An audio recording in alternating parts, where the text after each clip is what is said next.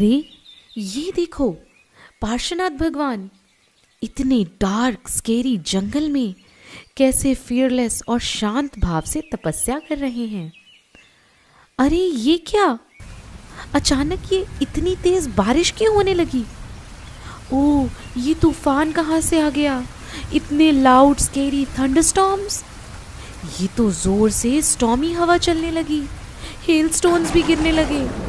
ओह, अब तो पत्थर भी गिरने लगे। What is going on? अरे अरे वो देखो, संवर नाम के देव बहुत गुस्से में ये सब कर रहे हैं, पार्श्वनाथ भगवान को ट्रबल करने के लिए। लेकिन इतनी स्क्वेरी सिचुएशन में भी भगवान तो एक इमूवेबल माउंटेन की तरह बिना हिले डुले उसी शांत भाव से अपनी आत्मा के ध्यान में लीन है। अरे ये बारिश का पानी तो बढ़ता ही चला जा रहा है, क्या भगवान इसमें डूब जाएंगे?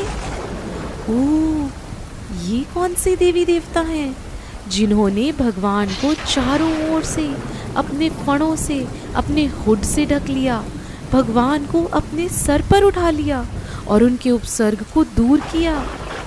ये तो धर्मेंद्र देव और पद्मावती देवी हैं। जय हो पार्श्वनाथ भगवान की।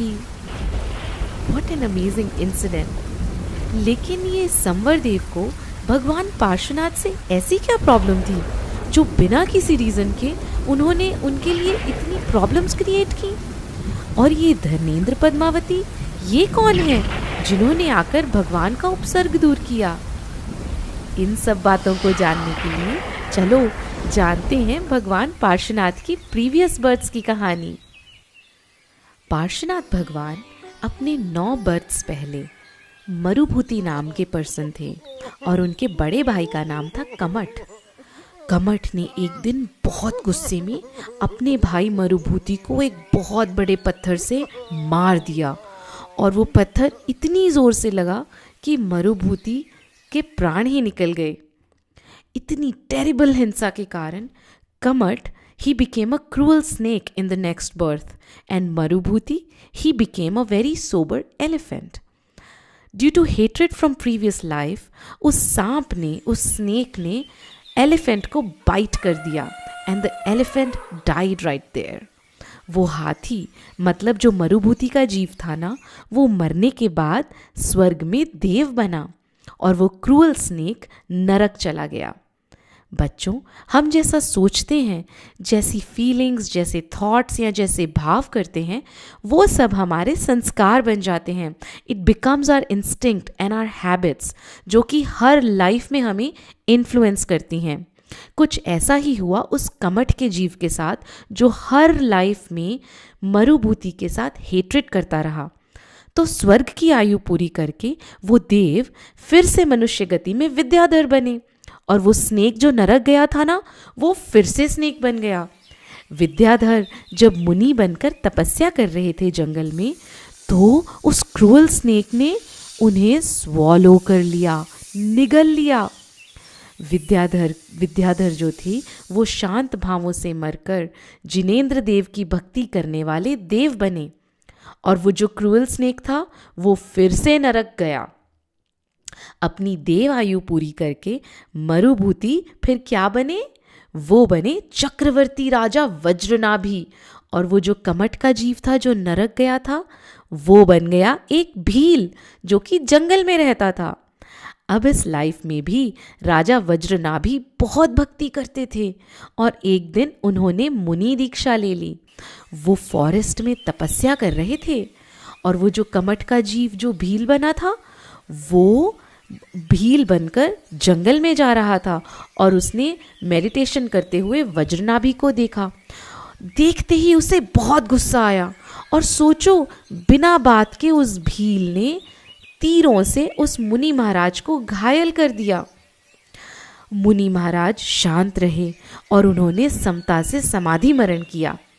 इसलिए वो मुनि महाराज फिर से देव बने और वो भील एक बार फिर से नरकों के दुख भोगने के लिए नरक चला गया।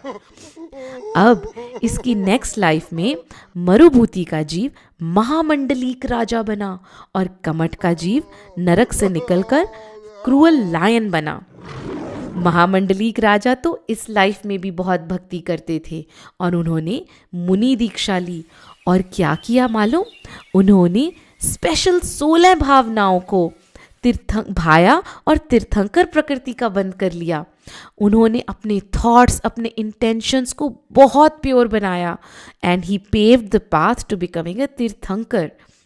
महामंडलीक राजा मुनि बनने के बाद एक दिन तपस्या में लीन थे और वो क्रूअल लायन वहीं से जा रहा था। अभी भी उसकी हेट्रेड कम नहीं हुई थी और उसने मुनिराज को खा लिया। मुनिराज अब भी समता भाव से उपसर्ग सहते रहे और मरने के बाद स्वर्ग के किंग इंद्रदेव बने और हिंसा करने से लायन तो नरक चला गया। इंद्रदेव की आयु पूरी करने के बाद उनका बर्थ हुआ प्रिंस पार्श्व कुमार बनकर। इस भव में, मतलब इसी लाइफ में, पार्श्व कुमार क्या बनेंगे? बताओ बताओ। तीर्थंकर, सही कहा। And on the other side Kamath का जीव बन गया एक फ्रॉड तापसी, मतलब फेक तपस्या करने वाला। एक दिन प्रिंस पार्श्व कुमार अपने फ्रेंड्स के साथ कहीं जा रहे थे तो उन्होंने देखा कि ये तापसी पंचाग्नि तप कर रहा है, मतलब 5 डिफरेंट प्लेसेस पर फायर जलाकर यज्ञ कर रहा है। पार्श्व कुमार को एक स्पेशल नॉलेज थी, अविधि ज्ञान, और उन्होंने उस ज्ञान से जाना कि जिस फायरवुड को वो तापसी यूज कर रहा है जलाने के लिए, उसमें तो नाग नागिन जल रहे हैं। दयालु और जीवों की रक्षा करने वाले पार्श्व कुमार ने तापसी से कहा कि प्लीज वो लकड़ी को ना जलाए क्योंकि उसमें तो नाग और नागिन का जोड़ा है जो जल रहा है। लेकिन तापसी ने उनकी बात नहीं मानी और बहुत गुस्सा करने लगा। पार्श्व कुमार के रिक्वेस्ट करने पर भी तापसी नहीं माना और उसने गुस्से में अपनी एक्स लेकर उस लकड़ी को ही कट कर दिया और बोला, बताओ कहाँ है इसमें नाग नागिन? और उस वुड में से घायल, इंजर्ड, छटपटाते नाग और नागिन का पैर निकला। नाग और नागिन को मरता हुआ देखकर पार्श्व कुमार ने उन्हें नमोकार मंत्र सुनाया। नमोकार मंत्र सुनते हुए नाग नागिन मरकर धर्मेंद्र और पद्मावती नाम के देव और देवी बने और वो तापसी अपनी नेक्स्ट लाइफ में संवर नाम का ज्योतिष देव बना। पार्श्व कुमार ने बहुत से जीवों की रक्षा की, उनका कल्याण किया और आगे चलकर उन्हें संसार से वैराग्य हो गया। वो मुनि बन गए। एक बार मुनि पार्श्व कुमार फॉरेस्ट में ध्यान मग्न होकर तपस्या कर रहे थे। तभी वहां से संवर देव आकाश मार्ग से जा रहा था। पार्श्व कुमार को तपस्या करते देखकर उसे पिछले बर्थ की हेट्रेड याद आ गई और उसने गुस्से में पार्श्वनाथ भगवान पर बहुत उपसर्ग किया। याद है ना कैसे कमठ के जीव ने पार्श्वनाथ भगवान पर पत्थर, पानी, ओले और आग बरसाई थी। और उनका उपसर्ग दूर करने वाले देव देवी और कोई नहीं बल्कि वही नाग नागिन थे जिन्हें पार्श्वनाथ भगवान ने नमोकार मंत्र सुनाया था। बच्चों, देखा आपने, कमठ का जीव अपने पूर्व भव के हेट्रेड और वैर के संस्कारों की वजह से विदाउट एनी रीजन हर भव में पार्श्वनाथ भगवान पर उपसर्ग करता रहा और पार्श्वनाथ भगवान हर लाइफ में बिना रिएक्ट किए शांत भाव से आत्म साधना करते रहे और धीरे धीरे क्या बन गए? तीर्थंकर भगवान बन गए। तो बच्चों, हमें वैर, विरोध, हेट्रेड, जेलसी और एंगर को छोड़ देना चाहिए। हर सिचुएशन में शांत और समता रखनी चाहिए, चाहे कोई हमें कितना ही ट्रबल क्यों ना करे। चलो, हम सब प्रॉमिस करते हैं कि हम सब अपनी टॉलरेंस को बढ़ाएंगे और सहनशील बनेंगे ना? जय जिने।